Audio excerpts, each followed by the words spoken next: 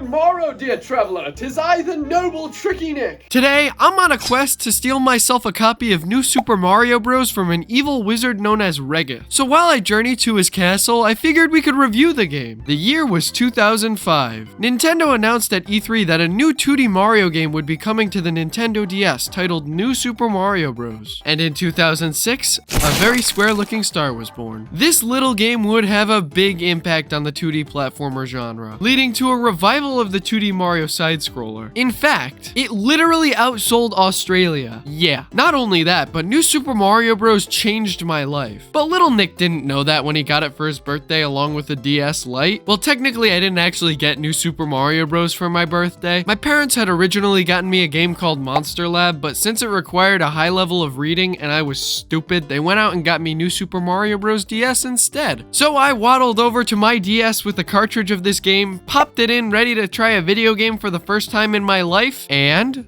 boom!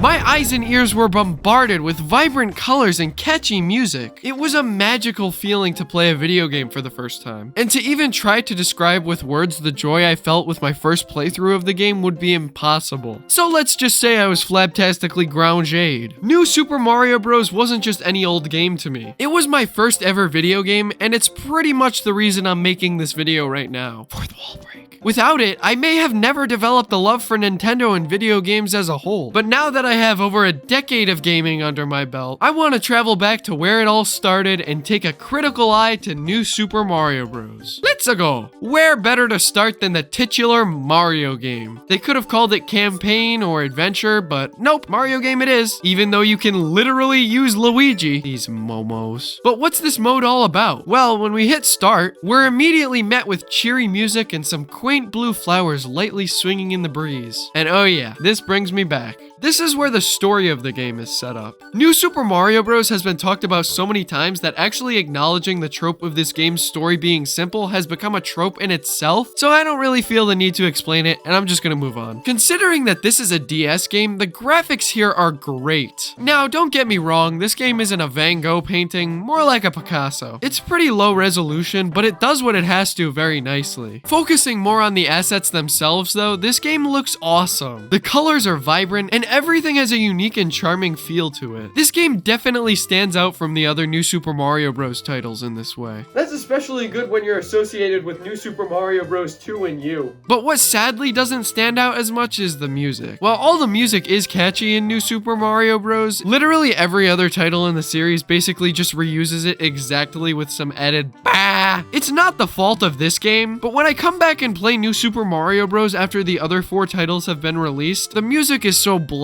But what doesn't age poorly within New Super Mario Bros. Is the gameplay. New Super Mario Bros. Is the classic 2D platforming adventure that old fans love, with some new things sprinkled in as well, thus enticing both new and old players. Mario now has abilities he's never had before in a 2D environment, including a wall jump, triple jump, and ground pound. All of these newfound abilities give Mario far more mobility, and he feels amazing to control. Not only that, but these new moves allow for levels to have more complex designs. Mario isn't just a fuddy-duddy plumber anymore. Now he's basically the equivalent to an Olympic athlete. Therefore, levels can get a lot more wacky and zany with their structures. As a result, level design in New Super Mario Bros. Is superb. Almost any given level will introduce a new thing to 2D Mario that we've never seen before, utilize it in some fun ways, and then move on to something new in the next level. Everything is constantly fresh, innovative, and unique, which I love. What especially helps to distinguish these levels from each other is the level themes. While the later entries in the New Super Mario Bros. Series would do a lot of these themes to death, New Super Mario Bros. Was filled with original level themes compared to prior entries. World 1 starts off as a basic grass theme that acts as a good tutorial for the mechanics of the game, which is then followed by an underground and castle level much like in the original games. But after that, we're in for a ride. We've got sewers, deserts, underwater levels, beaches, mountains, castles, and so much more. With over 80 levels, you'd think that Nintendo would start to run out of ideas. But for the most part, they always kept it fresh with new enemies, platforms, whatever the hell this blue thing is. That is, except for one type of level that unfortunately plagues this game. Ghost houses. I absolutely despise these levels. Whereas most every other level in New Super Mario Bros. Is coherent and original, these levels are unorganized labyrinths of chaos. If you ask me, I think these levels were funded by King Boo in order to try to make this game suck. But luckily, ghost houses are only introduced in World 3, and there's only a handful after that. On a more positive note, the boss fights in this game are basically the antithesis of other New Super Mario Bros. Boss fights. Outside of Bowser and Bowser Jr., every single boss fight in this game is unique. We've got a mummified Pokey, giant Cheep Cheep, a giant Goomba, Petey Piranha, a Monty Mole in a tank, a Lakitu that shoots thunder, and literally Bowser who's been disintegrated by lava. These fights are all really original and never got used again, which makes me so happy but so sad at the same time. On one hand, these bosses are incredible concepts, but I also feel like if they got reused for future games, they would end up feeling boring like the Koopalings do. It's for the better that these bosses weren't done to death by other New Super Mario Bros. Titles. It makes this game feel more unique and standalone. But then we reach World 8. There's a fight with Dry Bowser in his first ever appearance, a couple of Bowser Jr. fights, and then in the final level, Bowser Jr. teams up with his dad for probably one of the most disappointing fights in the whole game. When I think of final battles in a New Super Mario Bros. Game, I think of something like New Super Mario Bros. Wii. A dramatic finale where we have a combination of boss fighting and platforming. Here's the New Super Mario Bros. DS boss fight.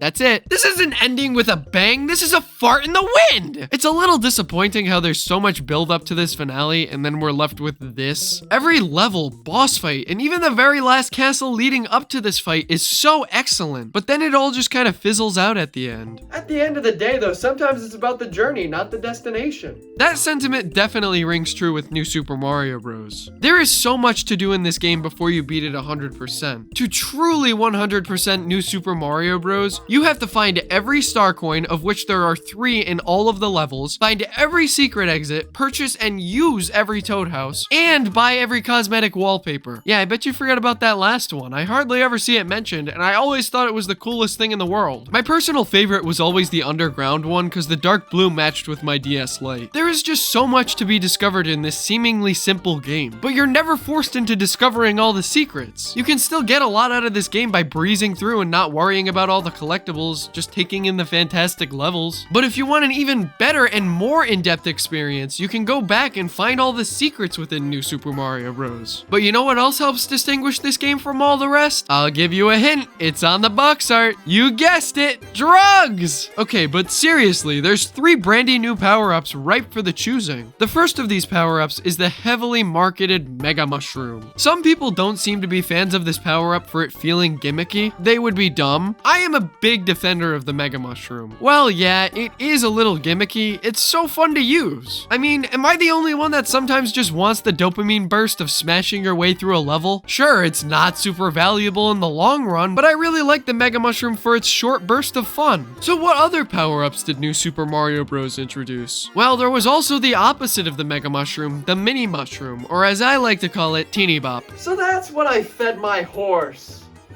Oops. This is definitely the most hated of the power-ups in New Super Mario Bros. And I totally see why. It's not even really a power-up, it's more of a power-down. Mario shrinks down to such a microscopic size that I can count the pixels he's made up of. You could sneeze at him and he's kicking the bucket. On top of that, Mario is unable to kill enemies without using a ground pound. So what possible benefits does the Mini Mushroom have? He's floaty and can do Jesus stuff. That's it. Yeah, this power-up sucks, but Nintendo at least puts it to good use in this game. The Mini Mushroom is required to access Worlds 4 and 7, as you need to beat Mama Pokey and Petey Piranha with the Mini Mushroom to access the secret paths that lead to them. It adds an extra layer of challenge to accessing the entirety of the game. So despite it being a very terrible power-up in concept, the Mini Mushroom was used well in practice. Last but not least, we've got the very controversial Blue Shell. Some love it, some hate it, and most don't know what the hell a Super Mario is and don't care. I personally fall in the category of loving the Blue Shell. In fact, I'd argue it was too sparsely used in this game. It allows for such fluid movement through levels, and it makes water levels actually bearable. It's so unique to experience what it's like controlling a Koopa Troopa. That's basically what this power-up does for you. The fact that it's only available in mushroom houses and special blocks absolutely sucks though. I wish Nintendo made more levels based around this power-up, or at the very least included them within some levels. It's just so satisfying to breeze along in the Blue Shell, and it's so underutilized. So, those are all all the power-ups introduced in New Super Mario Bros. Surprisingly enough, this is the only New Super Mario Bros. Game without some sort of flying power-up. I never really thought about it until now, but it's probably the biggest flaw I see with this part of the game. We do have these spinny things that launch us high into the air, but those are only in select levels. It doesn't really change how fun all the other power-ups in this game are, but I think some sort of flying power-up would have made this game that much better. That about wraps up the main game mode of New Super Mario Bros. So you think that's about it, right? Wrong, you beslubbering fat kidney footlicker! There is a treasure trove of extra content outside of the regular old Mario game. The most notable mode would probably be the Mario vs. Luigi. Holy cannoli, this is amazing. Mario vs. Luigi is a simple multiplayer mode where Mario and Luigi duke it out to collect the most stars, with the brotherly rivals doing whatever it takes to win, including some good old familial violence. Back in the day, my friends and I would have a blast with this. Thanks to DS Download Play, only one person needed the game, and everyone else just needed a DS. Since you could basically just look under a couch cushion and find a DS back in 2006, it was not hard to play this mode. Mario vs. Luigi also had 5 stages in it. We have a remake of the original 1-1 from Super Mario Bros., which pays great homage to the roots of the series. Then we have an awesome underground level which mimics 1-2 from this game. After that, we have my second favorite of all the maps, the ice map. Here we have those spinny things that I mentioned earlier, and they make it awfully easy to drill into our opponents and take a star. There's also a lot of slippery surfaces and bullet bills flying around, making it really easy to screw up and send your stars packing. But things only get better with the pipe stage. This map is easily my favorite of all the Mario vs. Luigi maps. It's so fun to navigate, and the timing of the pipes can make for some funny moments. Last and least, there's the fortress stage. I don't like this one. It encourages slow gameplay and sitting in boxes. This isn't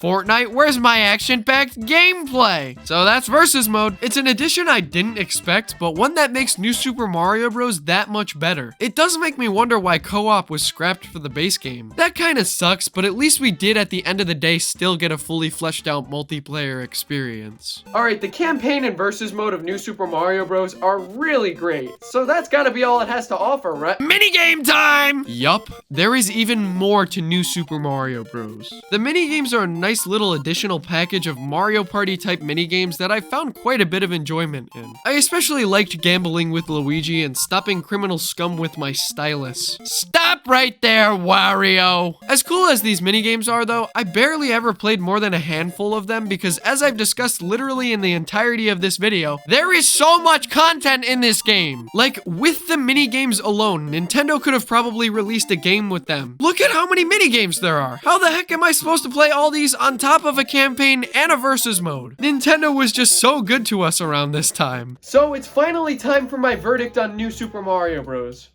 Wait, hold on just a minute. There's Regget's castle over there. Shh, I'm gonna be as sneaky as possible to avoid detection. Hey, I need your game! Well, well, well, if this isn't Tricky Nick. I was just watching some of your videos on my crystal ball. I'm a big fan. Ow! What the hell was that for? Give me the game, you evil wizard! What are you talking about? New Super Mario Bros! I know you have it! Dude, you're already attacking me for no reason. Didn't you think to ask first? Huh, you're right. Maybe you're not an evil wizard. Maybe I was just misjudging you. Zap! Ow! You no! You really thought I was going to let you take my copy of New Super Mario Bros? There's only 29,999,999 others out there. If you wish to take my game, then have at thee! Rockius Balbeo!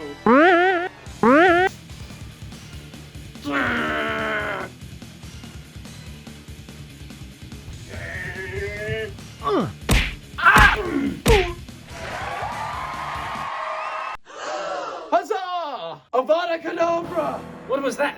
It sounded like you said abracadabra with a hot potato in your mouth. Plus, a Harry Potter reference makes no sense. We're in medieval times. Oh my god! Oh my god! Phew! That was a close one. Alright, it's time to finally conclude my thoughts on New Super Mario Bros.